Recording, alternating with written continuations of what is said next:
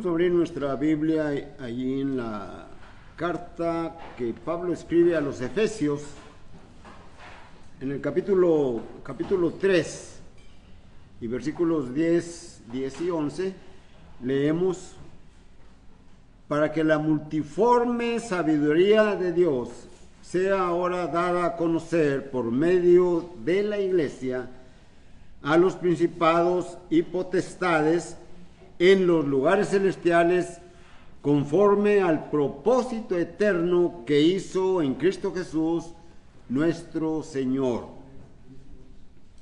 Esta es nuestra lección en esta mañana,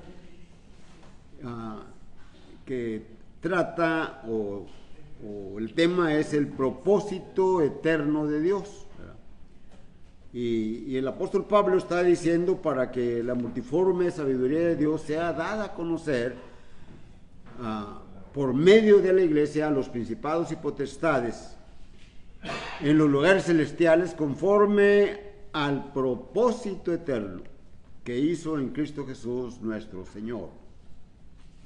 Bueno, el propósito es un modo o es una manera de decir o se refiere a un designio, en este caso de Dios, o a una intención de Dios, ya sea de hacerla o no hacerla. Pero el propósito eterno tiene que ver con la redención del hombre. Leemos ahí en el versículo 4 de Efesios 1: según nos escogió en él antes de la fundación del mundo, para que fuésemos santos y sin mancha delante de él. Aquí lo que miramos en el versículo 10 y 11 es que esa sabiduría de Dios, que es de muchas formas, la conozcan los principados y potestades en los lugares celestiales. Y estos principados y potestades son géneros de ángeles que, aunque están delante de la presencia de Dios y miran todas sus virtudes, sin embargo, aprenden a conocer mejor esas virtudes, todas estas cosas de Dios, por medio de la Iglesia. Es decir, por medio de esa redención de la humanidad caída, porque manifiesta más ampliamente que ninguna de las obras de Dios la sabiduría, el poder y el amor de Dios. Y eso lo aprenden los ángeles y lo anhelan mirarlo. Como dice el apóstol Pedro más adelante en su capítulo 1, primera carta del apóstol Pedro, y versículo del 10 al versículo 12. Dice la Escritura: los profetas que profetizaron. Bueno, antes que leer esta lectura, vamos a mirar dos asuntos, ¿verdad? En ellos, el propósito eterno en el Antiguo Testamento y el propósito eterno en el Nuevo Testamento.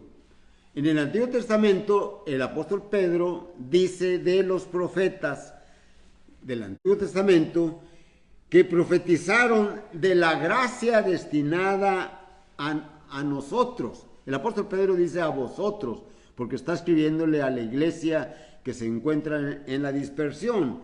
Dice: estos profetas inquirieron y diligentemente indagaron acerca de esta salvación, y escudriñando en qué persona y en qué tiempo indicaba el Espíritu de Cristo que estaba en ellos, el cual anunciaba de antemano los sufrimientos de Cristo y las glorias que vendrían tras ellos.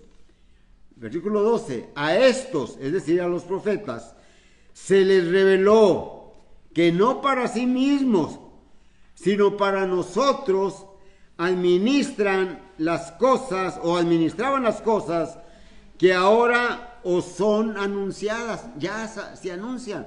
Ahí desde el tiempo, desde que se estableció la iglesia, se anuncian estas cosas por los que os han predicado el evangelio, por el Espíritu Santo enviado del cielo. Y luego dice, cosas en las cuales anhelan mirar los ángeles.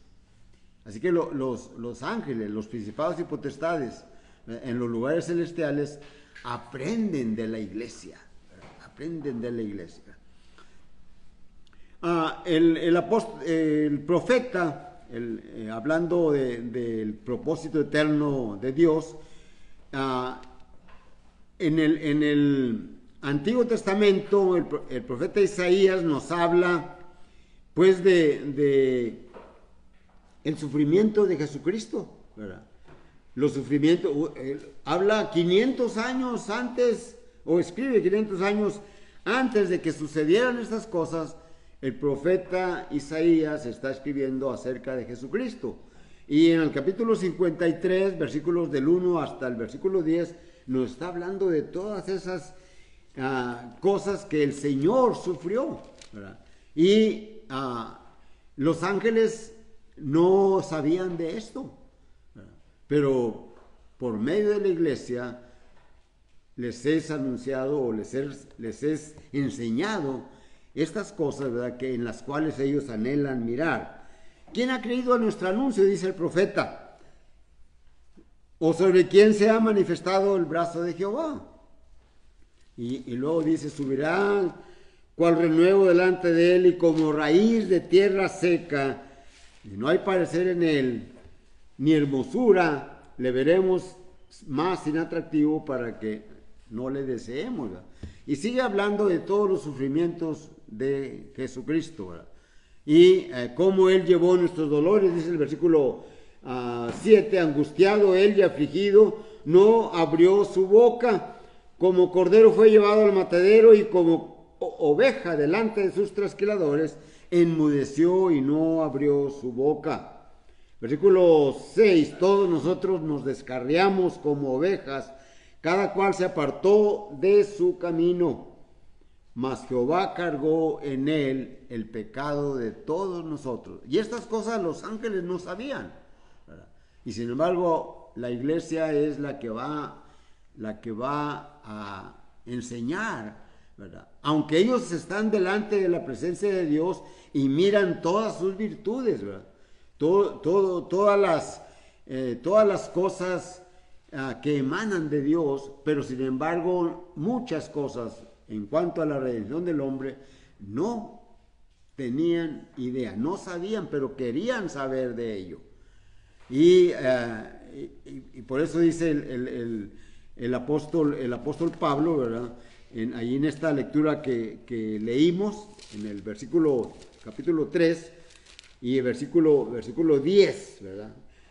Para que la multiforme sabiduría de Dios sea ahora dada a conocer por medio de la iglesia a los principados y a las potestades en los lugares celestiales, ¿verdad? Okay, entonces, ahí está en el Antiguo Testamento, aunque ese propósito eterno de Dios, pues está desde la eternidad, ¿verdad? El apóstol Pedro les escribe a la iglesia que está en el exilio, en el capítulo 1 y versículo 18, sabiendo que fuiste rescatados de vuestra vana manera de vivir. 1 Pedro 1, 18, 19 y 20, ¿verdad? La cual recibisteis de vuestros padres, no con metales preciosos como oro o plata, sino con la sangre preciosa como de un cordero, sin mancha y sin contaminación, preparado desde antes de la fundación del mundo. Y Luego menciona el apóstol Pedro, pero manifestado en estos postreros tiempos por amor a vosotros. Es decir, estos son los postreros tiempos. A partir del advenimiento de Jesucristo entraron los postreros tiempos, y cuando entró su ministerio y cuando vino todo el designio de Dios, todo el propósito de Dios de que el Señor fuese muerto por nuestros pecados, ¿verdad? Se hizo, porque ese era el plan, el designio de Dios para que el hombre se salvara. ¿Cómo se iba a salvar? Bueno, se iba a salvar entrando o siendo añadido al reino de los cielos o a su iglesia. Nuestro Señor Jesucristo en su ministerio mencionó a los apóstoles, ¿verdad? Cuando está allá en Cesarea de Filipos, ¿verdad? Y está ahí con los apóstoles, les pregunta, ¿verdad? ¿Quién dice la gente que es el Hijo del Hombre? Y le responden, ¿verdad? Y él les dice, ¿y ustedes quiénes dicen que soy? Y Pedro se adelanta y le dice, tú eres el Cristo. Y todos decían lo mismo, ¿verdad? Y nuestro Señor Jesucristo dice, edificaré mi iglesia. Y en esa iglesia que Él va a edificar, pues se va a centrar el propósito eterno de Dios, que es nuestra redención, ¿verdad? Como lo mencioné al principio, ¿verdad? El propósito eterno tiene que ver con la redención del hombre. Isaías habló acerca también de la iglesia, ¿verdad?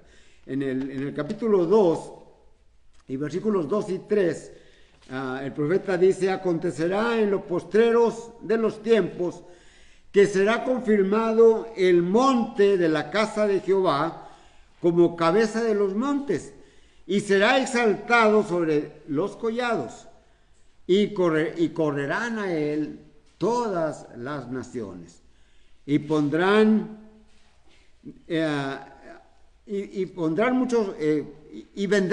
muchos pueblos, y dirán, venid y subamos al monte de Jehová, a la casa del Dios de Jacob, y nos enseñará sus caminos, y caminaremos por sus sendas, porque de Sión saldrá la ley, y de Jerusalén la palabra de Jehová. Y esto el Señor Jesucristo lo dijo a los apóstoles, ¿verdad? Ahí, en Lucas capítulo 24 y versículo 47, ¿verdad? Les dice, y que se predicase el arrepentimiento y el perdón de pecados, comenzando desde Jerusalén, ¿verdad? En Hechos capítulo 1 y versículo 8, les responde el Señor antes de ascender a los cielos, ¿verdad? Porque hablan de restablecerás el reino de Israel, y el Señor les dice, no les toca a vosotros saber esto, que está en la sola potestad de Dios, ¿verdad? Dice, mas me seréis testigos en Jerusalén, en toda Judea, en Samaria y hasta lo último de la tierra, ¿verdad? Y ahí se inició, ¿verdad? Más adelante, una semana después, ¿verdad? Cristo edifica su iglesia allí en Jerusalén, y todas las naciones, allí en ese tiempo representadas por los judíos que venían de todo el mundo de aquel tiempo, ¿verdad? Correrán a él todas las naciones, dijo el profeta Isaías, ¿verdad? Oyeron el evangelio, ¿verdad? Y obedecieron como 3,000 siendo bautizados, ¿verdad? Y después muchos de ellos, la mayoría de ellos, va a regresar a sus pueblos o a sus naciones, y van a predicar el evangelio. Y lo hacen también, ¿verdad? Cuando Dios propicia la persecución de la iglesia. Hechos capítulo 8, ¿verdad? Versículos 1 al 4, ¿verdad? Y en el capítulo 11 de Hechos, ¿verdad? Pues todos los que salieron esparcidos por causa de la persecución por la muerte de Esteban, ¿verdad? Iban predicando el evangelio, ¿verdad? Así que en el Antiguo Testamento estaba ese propósito eterno que el Espíritu de Cristo les reveló a los profetas para que el pueblo de Israel se preparase para que cuando el Señor viniese lo recibiesen, ¿verdad? Pero este propósito eterno, ¿verdad?, estaba desde la eternidad. Una vez más, 1 Pedro capítulo 1 y versículo 18 hasta el versículo 20. Esto es en el asunto de en el Antiguo Testamento, ¿verdad? Y en el Nuevo Testamento el testimonio o el propósito eterno de Dios lo leemos, ¿verdad? Ya lo vimos en 1 Pedro capítulo 1 versículos 18, 19 y 20, pero también vimos, o también vamos a leer Gálatas capítulo 4 y versículo 4. Dice el apóstol Pablo: cuando vino el cumplimiento del tiempo, Dios envió a su Hijo nacido de mujer y nacido bajo la ley, ¿verdad? Entonces encontramos allí cómo en el Nuevo Testamento ese propósito eterno de Dios se empieza a manifestar, ¿verdad? Y se inicia prácticamente en Mateo capítulo 1 y versículos del 18 hasta el versículo 20. Bueno, son más versículos, más textos, ¿verdad? Pero en estos textos nos narra el apóstol Mateo, ¿verdad?, que José estaba por recibir a María, su mujer, pero cuando él se da cuenta que ella está esperando un niño, un hijo, ¿verdad?, la quiere dejar secretamente y para no perjudicarla, ¿verdad?, para que no fuera muerta por adúltera.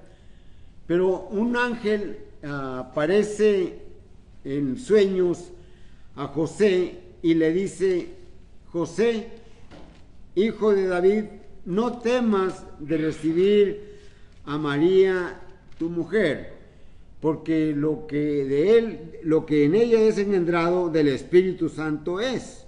Versículo 21: y dará a luz un hijo, y llamará su nombre Jesús, porque él salvará a su pueblo de sus pecados. Esto es lo que los ángeles anhelaban mirar, ¿verdad?, en las cosas que la iglesia empezó a predicar, ¿verdad?, hablando acerca de la sabiduría, hablando acerca del poder y hablando acerca del amor de Dios para con el hombre redimido, ¿verdad? Entonces, ahí está en el Nuevo Testamento cómo se manifiesta o cómo se desarrolla el propósito eterno de Dios. El Espíritu Santo concibe a María, ¿verdad?, y María da a luz un hijo, el cual es el Hijo de Dios, el cual es Dios mismo, ¿verdad? Y el Señor, como cualquier mortal, cualquier hombre del mundo, ¿verdad?, se desarrolla como niño, como jovencito, como adulto, y cuando viene el tiempo, él empieza a predicar el Evangelio. Pero antes de predicar el Evangelio, ¿verdad?, que el reino de los cielos se ha acercado, él va con Juan el Bautista, y Juan el Bautista lo ve venir.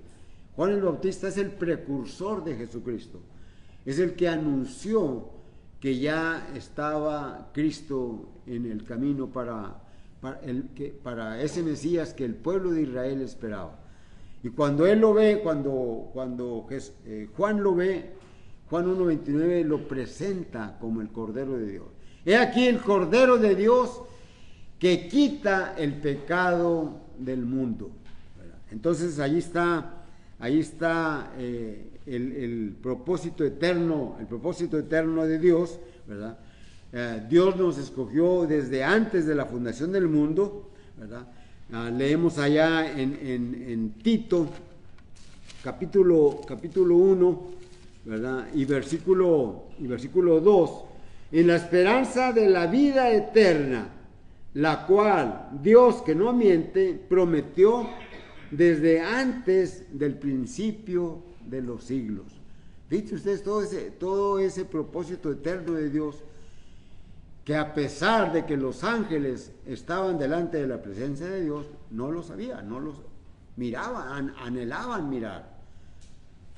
Por eso la iglesia les enseña a los ángeles, o les enseñó a los ángeles, porque ellos, a pesar de que era una de las obras de Dios caída, ellos fueron levantados por medio del sacrificio de nuestro Señor Jesucristo.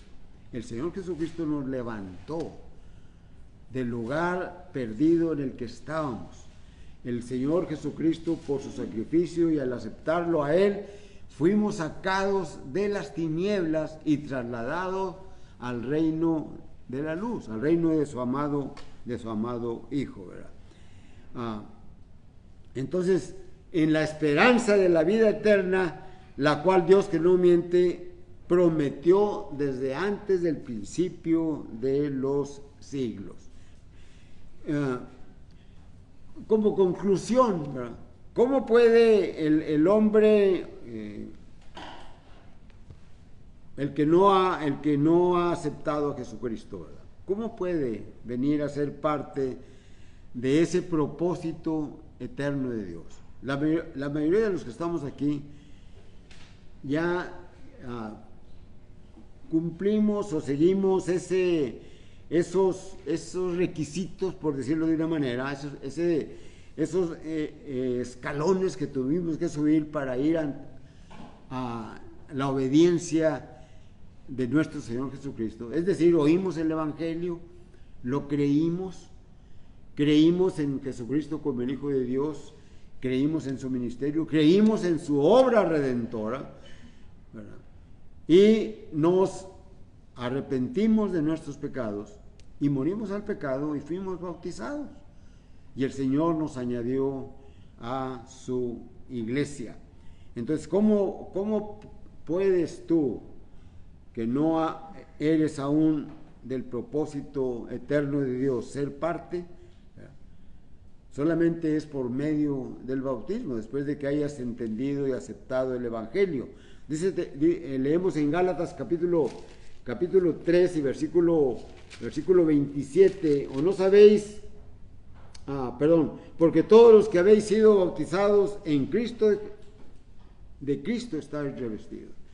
Porque todos los que habéis sido bautizados en Cristo, de Cristo estáis revestidos.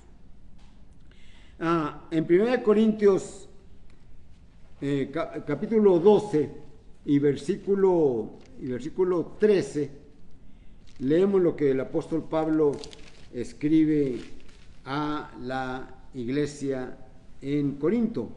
Dice allí en el versículo 12, dice: porque así como el cuerpo es uno y tiene muchos miembros, pero todos los miembros del cuerpo, siendo muchos, son un solo cuerpo, así también Cristo. Y cuando nosotros somos bautizados, somos añadidos a la iglesia, la cual es el cuerpo de Cristo. Entonces, para tener el propósito eterno de Dios, ¿verdad?, necesitas estar en el cuerpo de Cristo. Y el bautismo te pone en Cristo. Fuera de Él no tienes derecho al testimonio eterno de Cristo. El apóstol Pablo dice o escribe a los Efesios en el capítulo 1 y versículo 7, dice: en quien tenemos redención por su sangre, el perdón de pecados, ¿verdad?, el perdón de pecados, los pecados son lo que nos separa de Dios, pero según las riquezas de su gracia. La predicación, la exposición de la palabra en esta mañana es la invitación de Dios para ti. Para aquellos que quizás vean por las redes sociales esta pequeña lección acerca del testimonio eterno o el propósito eterno de Dios, y para que entiendas cuál es ese propósito, ¿verdad? Ese propósito es conforme o tiene que ver con la redención, con nuestra redención. Y nuestra redención se llevó a cabo, ¿verdad?, cuando Jesucristo pagó con su sangre nuestro rescate. Y llevó la sangre de Él y la presentó en el tabernáculo verdadero allá en el cielo a Dios mismo. Y todos aquellos que obedecen o que obedecimos a Jesucristo, Él los lleva delante de la presencia de Dios. Dice en último texto, ¿verdad?, allí en Hebreos capítulo 10, ¿verdad?, y versículo 21, versículo 19, así que, hermanos, teniendo libertad para entrar en el lugar santísimo por la sangre de Jesucristo, por el camino nuevo y vivo que Él nos abrió a través del velo, esto es, de su carne, y teniendo un gran sacerdote sobre la casa de Dios, acerquémonos con corazón sincero, en plena certidumbre de fe, purificados los corazones de mala conciencia y lavados los cuerpos con agua pura, mantengamos firmes sin fluctuar la profesión de nuestra esperanza.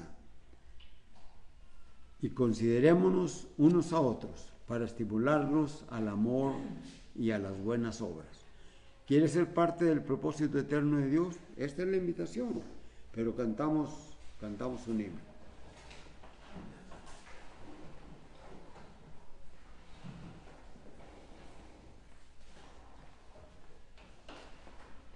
Himno número 5, por favor.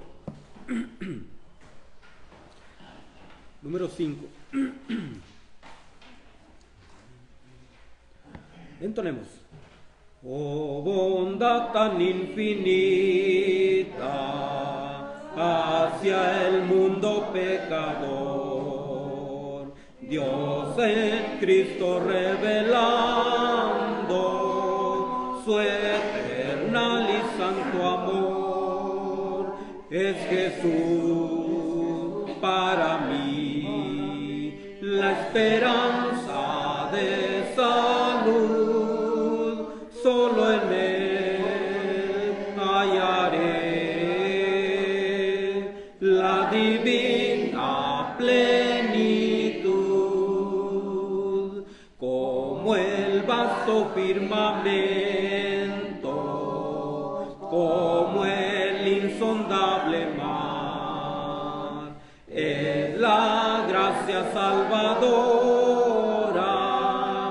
que Jesús al alma da, es Jesús para mí la esperanza de salud, solo en Él hallaré la divina plenitud, aunque fueren tus pecados rojos como el carmesí, en el río del Calvario hay limpieza para ti, es Jesús para mí la esperanza de salud, solo en Él hallaré la divina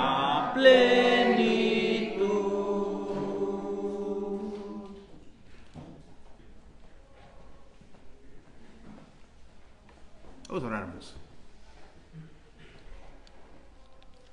Amado y eterno Padre Celestial que moras en los cielos, santificado sea tu nombre, Señor. Te damos gracias, oh Padre Celestial, siempre agradecidos en nuestros corazones, Padre Celestial, porque tu multiforme sabiduría, Señor, nos la has dado a conocer. Por medio de tu palabra, Padre Celestial, vemos ese amor que tienes tú para la humanidad. Tanto amor, Señor, aunque en la condición del hombre era pecadores.